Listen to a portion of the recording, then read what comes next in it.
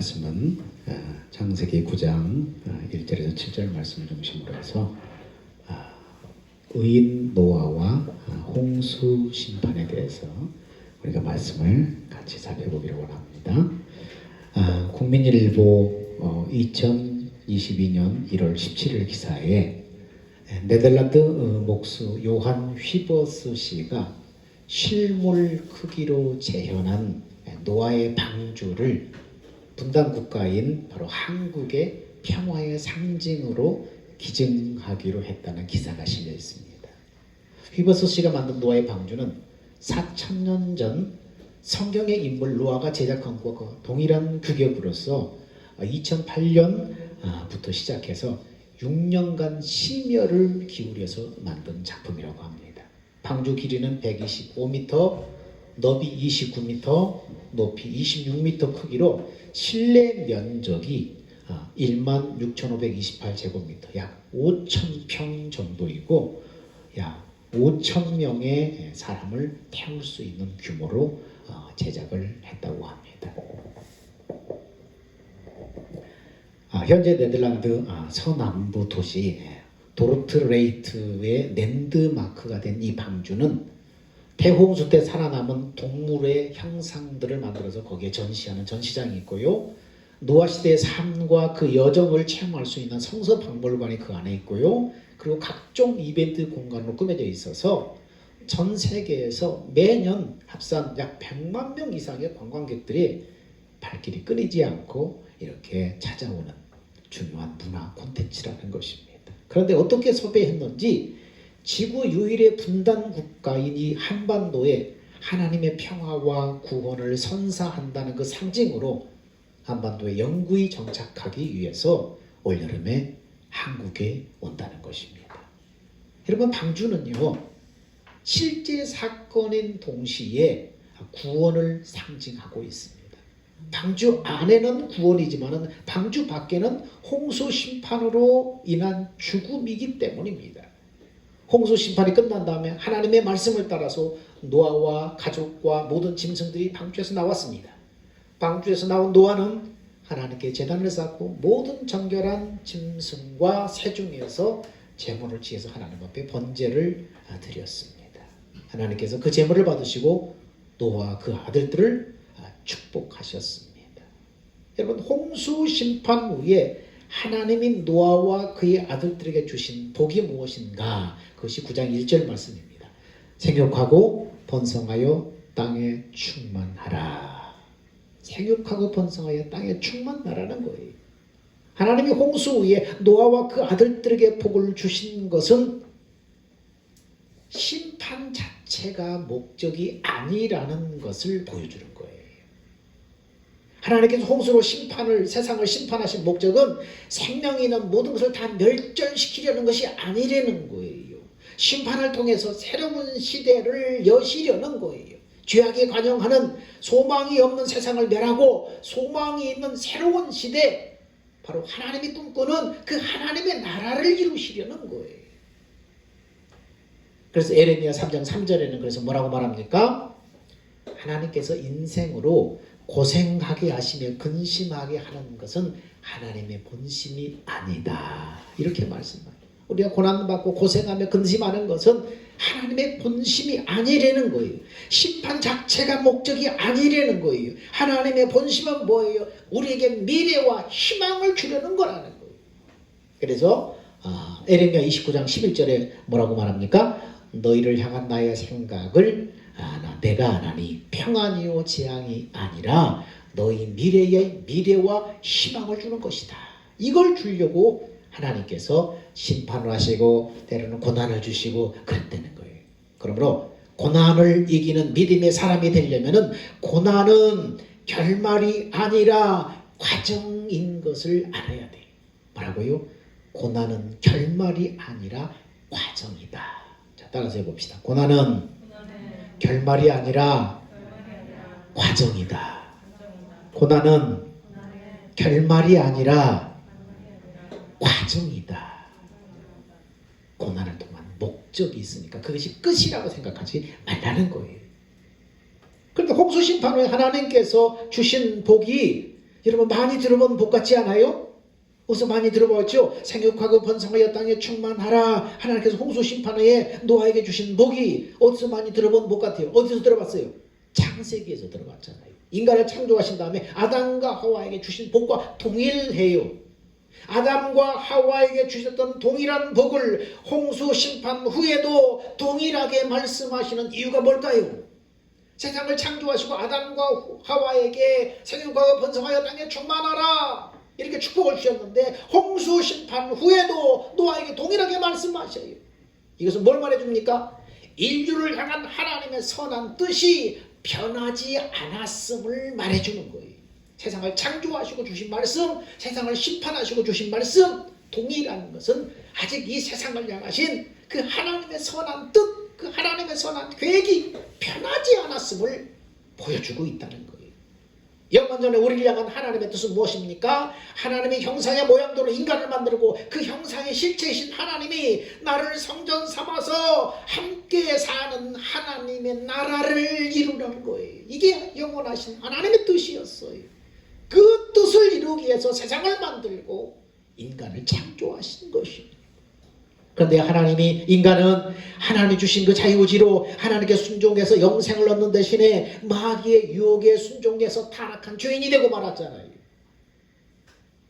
그럼에도 불구하고 신실하신 하나님은 인간을 죄 가운데 구원하여 기필코 하나님의 뜻을 이루시겠다고 약속을 하셨죠. 에덴 동산에서. 하나님의 심판으로 모든 것이 파괴된다고 할지라도 혹은 인간의 죄악으로 왜곡된 모습으로 세상이 바뀐다고 할지라도 인류를 향한 하나님의 선한 뜻은 변개되지 않는 거예요. 그게 신실하신 하나님이에요. 하나님은 그래서 심판 중에도 은혜를 베푸심으로 하나님의 선한 뜻을 이루어 가시는 것입니다. 그러므로 하나님의 뜻대로 영생을 이미 소유한 우리는 이 세대를 본받지 말고 하나님의 선하시고 기뻐하시고 온전한 뜻을 잘 분별해서 순종하는, 즐겨 순종하는 하나님의 사람들이 되어야 하는 것입니다. 그런데 이 축복의 말씀이, 이 노아에게 하신 이 축복의 말씀이 오늘 본문에 보니까 1절과 7절의 앞뒤로 반복해서 말씀하고 있어요. 처음에 말씀하시고 또 마지막 부분에 또 말씀하고 있어요. 생육하고 번성하여 땅에 충만하라 앞뒤로 이렇게 반복해서 말씀하시는 이유가 뭐냐 하면은 여기에는 하나님의 의지가 들어있어요. 내가 반드시 그렇게 되도록 하겠다 하는 하나님의 강력한 의지의 표현인 것입니다.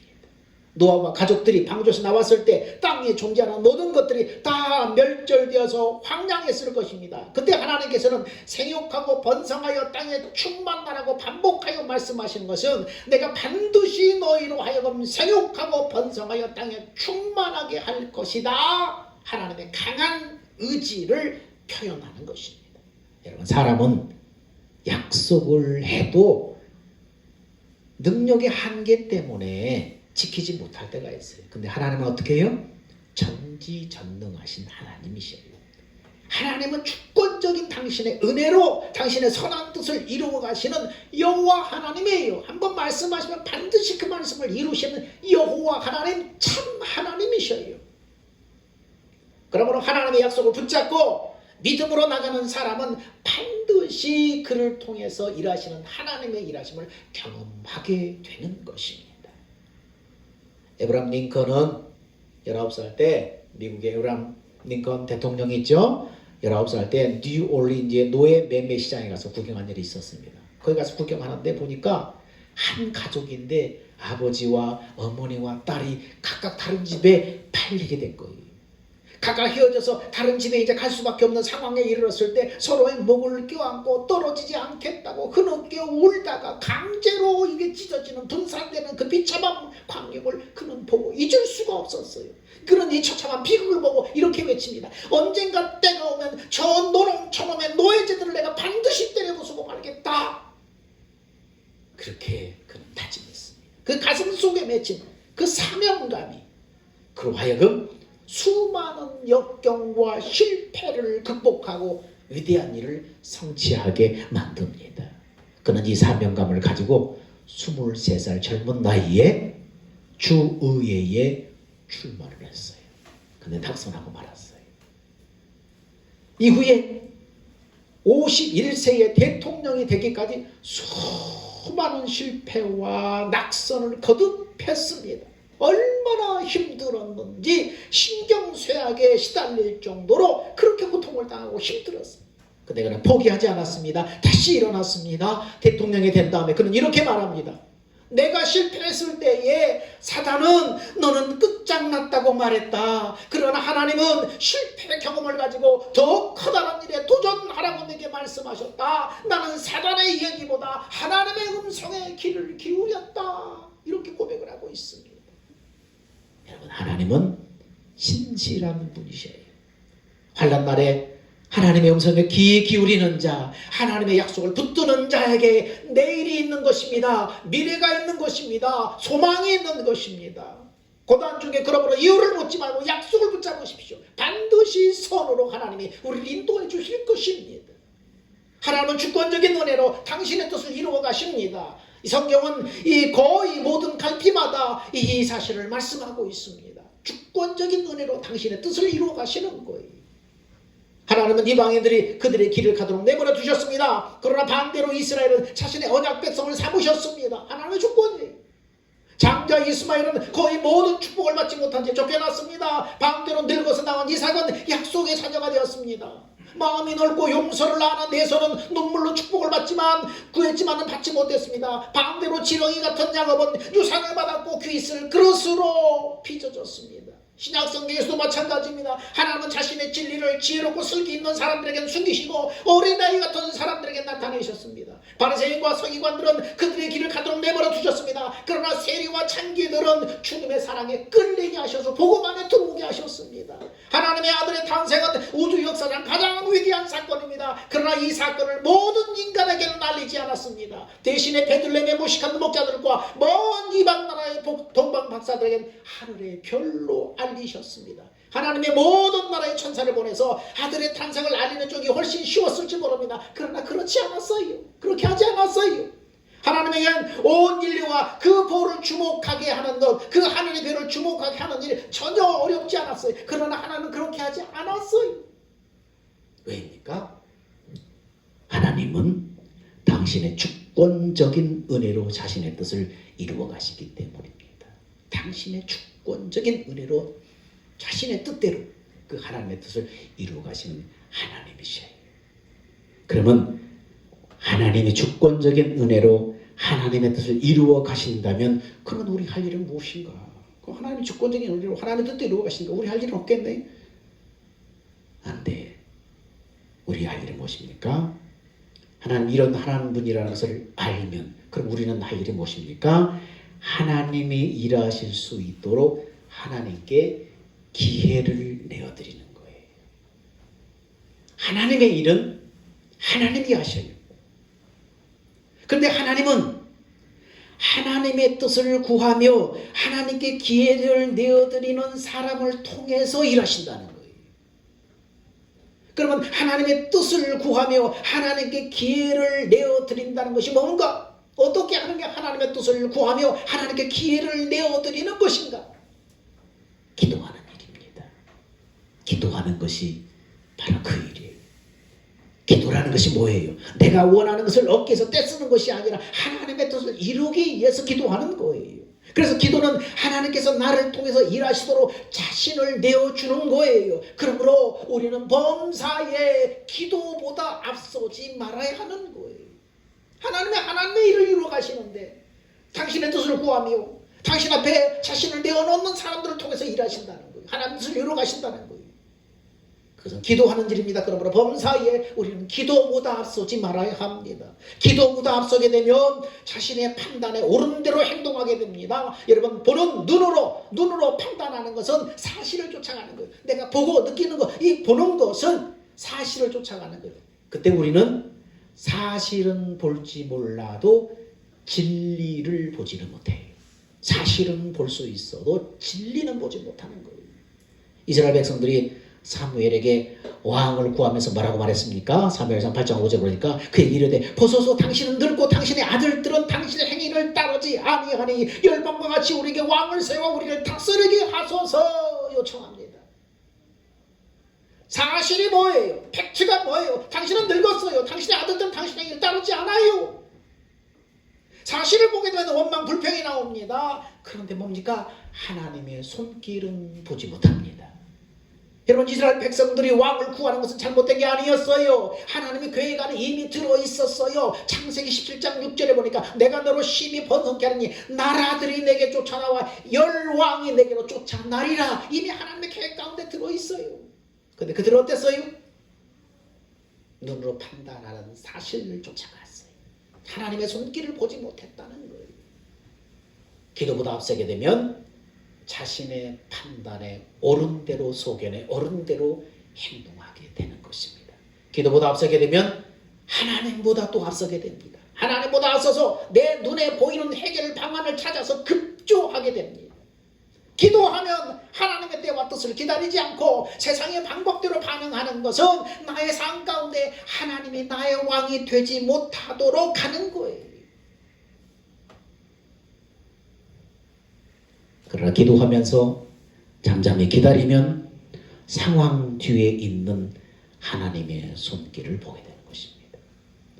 그러므로 상황에 바로 반응하지 말고 기도하면서 하나님의 때를 잠잠히 기다려야 됩니다. 해결 방안이 보이지 않는다고 당황하지 말고 조급해하지 말고 기다려. 그럼 때가 되면 해결책이 보이는 거예요. 순간적으로 그것이 늦어지는 것 같지만은 그러나 그게 바른 길이에요. 그게 빨리 가는 길이에요. 하나님의 일은 하나님이 하십니다. 그러므로 범사에 기도보다 앞서지 말아야 합니다. 기도함으로 하나님의 뜻을 구하며 하나님이 나를 통해서 일하시도록 기회를 내어 드려야 돼요. 하나님은 주권적인 은혜로 당신의 뜻을 이루어 가시는 일이에요. 우리 할 일은 기도하며 자신을 내어 드리는 거예요. 심판에는 고난에는 하나님의 목적이 있습니다. 히브리서 12장 10절부터는 때로는 잘못을 바로 잡으시려고 우리를 고난을 주시고 심판하신다고 합니다. 베드로전서 1장 6절에는 때로는 우리를 온전케 하시려고 고난을 주시기도 하십니다. 고린도후서 12장 9절에는 때로는 우리를 보호해 주시려고 그렇게도 하십니다. 그러나 우리는 어떻게 하면 이 고통에서 벗어날 수 있을까를 묻지 말고 이 고통을 통해서 하나님이 내게 무엇을 이루시려고 하는가를 하나님 앞에 물어야 돼요. 고통을 허락하신 하나님의 계획을 깨닫게 되면 고난을 이기고 자신을 온전히 하나님 앞에 내어드릴 수 있기 때문입니다. 여러분 잊지 마세요. 성도는 고난을 통해서 결말이 아닌 과정으로 이게 됩니다. 성도는 성도의 고통은 결말이 아니라 과정이에요. 하나님의 목적이 있어요. 고난의 고통을 결말로 생각하면 어떻게 돼요? 낙심하게 됩니다. 절망하게 됩니다. 끝으로 생각하면 그렇다는 거예요. 그러나 고난의 고통은 과정입니다. 하나님의 심판은 고난의 고통을 통해서 우리에게 미래와 희망을 주려는 것입니다. 때가 되면 하나님의 목적, 하나님의 결말을 보게 되며 감사하게 되는 것입니다. 하나님의 주권적인 은혜로 선한 뜻을 이루어 가시기 때문에 그러므로 우리는 겸손하게 하나님의 뜻을 알고 순종해야 합니다. 이것을 믿고 기도하며 하루하루 순종하는 자에게 마침내 하나님의 뜻은 성취되는 것입니다. 하나님은 이 땅의 믿음의 순례길에 원치 않는 고난의 상황을 우리가 만날 수 있어요. 여러분, 그러나 하나님의 백성에겐 고난이 결말이 아니라 과정이라는 것을 알고 하나님의 선한 뜻이 있음을 알고 고난 중에 인내하며 소망 중에 기도하며 하나님의 여러분을 통해서 일하시는 그런 은혜를 누리는 우리 산도교회 성도들이 다 되시기를 주의 이름으로 축원드립니다. 사랑과 은혜가 풍성하신 아버지 하나님, 은혜를 감사합니다. 하나님, 노아의 방주와 또 심판과 그 위에 나타나신 하나님의 축복의 말씀을 통해서 고난이 끝이 아니라 과정이라는 것을 우리가 교훈받습니다. 고난이 목적이 아니라 그 고난을 통해서 하나님의 우리에게 미래와 소망을 주시려고 하는 하나님의 놀라운 은혜의 손길인 것을 깨닫습니다. 주권적인 은혜로 당신의 뜻을 이루어 가시는 하나님, 우리가 할 일은 하나님이 나를 통해서 일하시도록 나를 내어드리는 것입니다. 우리가 할 일은 기도보다 앞서지 않는 것입니다. 기도함으로 하나님의 뜻을 깨닫고 하나님 소망 중에 기도함으로 하나님이 나를 통해서 일하실 수 있도록, 나를 통해서 하나님의 뜻이 이루어 가실 수 있도록 내어드리는 하나님의 사람들 다 되게 하여 주옵소서. 우리의 생명 되신 예수님의 이름으로 기도하옵나이다. 아멘. 기립하셔서 주님 다시 오실 때까지.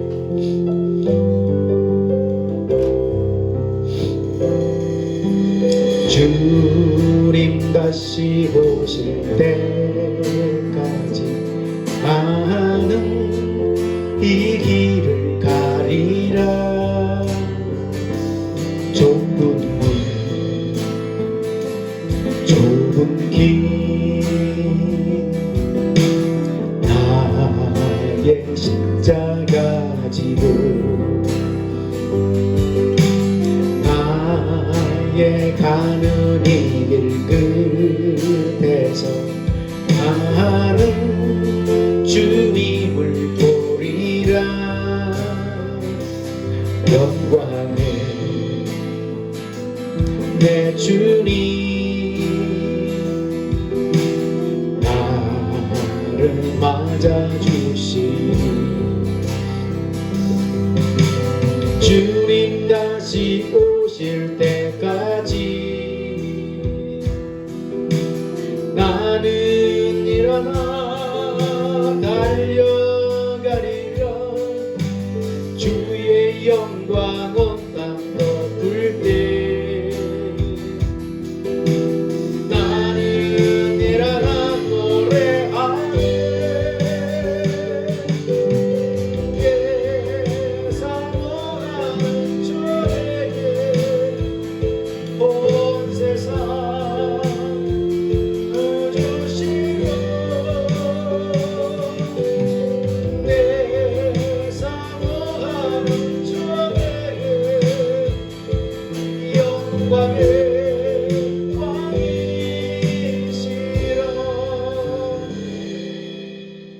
이제는 우리 주 예수 그리스도의 은혜와 독생 성자를 우리에게 내어준 하나님의 그 만극하신 사랑과 성령님 우리 안에 내주하시고 말씀하시고 인도하시니 원치 않는 고난의 상황을 만날 때 하나님의 선하신 뜻이 있음을 알고 고난 중에 인노하며 소망 중에 기도함으로 하나님의 나를 통해서 일하실 기회를 내어드리기를 원하는 사랑하는 성도들의 믿음과 그 기도 위에 이제부터 영원 무궁토록 함께 있을지어다. 아멘.